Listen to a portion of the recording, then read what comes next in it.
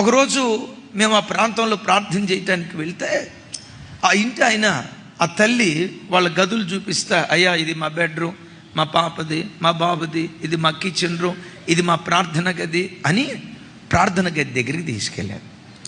ఆ ప్రార్థన గదిలో నిలవబెడితే సహజంగా ఏ ప్రార్థన గదిలోనైనా ఏ వాక్యాలు ఉంటాయంటే ఎడతెగక ప్రార్థన చేయుడి అని ఉంటుంది, అవును కదా? లేకపోతే విసుగక ప్రార్థన చేయుడి అని ఉంటుంది. ఇవేవి లేకుండా ఆ స్థలంలో తల వెంట్రుకలన్నీ ఊడిపోయి భయంకరమైన మరణకరమైన రోగంతో బాధపడుతున్న ఒక స్త్రీ యొక్క ఫోటో అక్కడ కనపడుతుంది.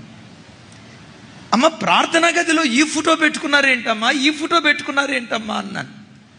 ఆ తల్లి ఏడుస్తా ఏమందో తెలుసా? ఆ ఫోటో ఎవరిదో కాదయ్యా, నాదే.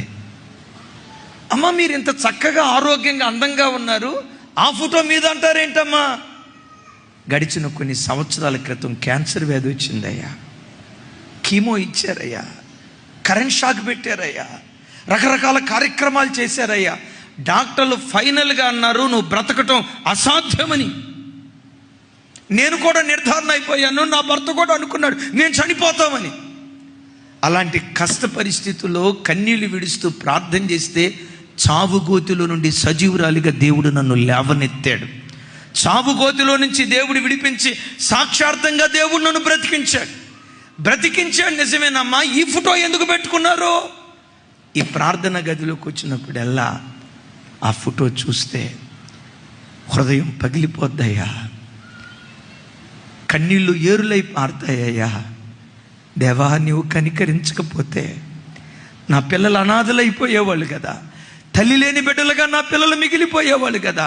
చావుగోతిలో నుంచి నన్ను లేవనెత్తినందుకు నీ కృతజ్ఞతలని ఆ ఫోటోను చూసినప్పుడల్లా నా గుండెలో నుండి కృతజ్ఞత ఆరాధన బయలుదేరుతుంది. అటుగా చెప్తా మ్యాన్.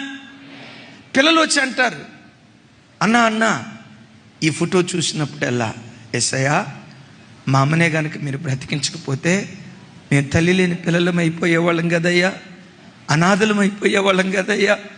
మా అమ్మకు నువ్వు ప్రాణభిక్ష పెట్టినందుకు నీకు కృతజ్ఞతలని ఆ ఫోటో చూసినప్పుడల్లా హృదయం పగిలిపోద్దన్నా, కన్నీరు మున్నీరుగా ఏడుస్తా ఉన్నా.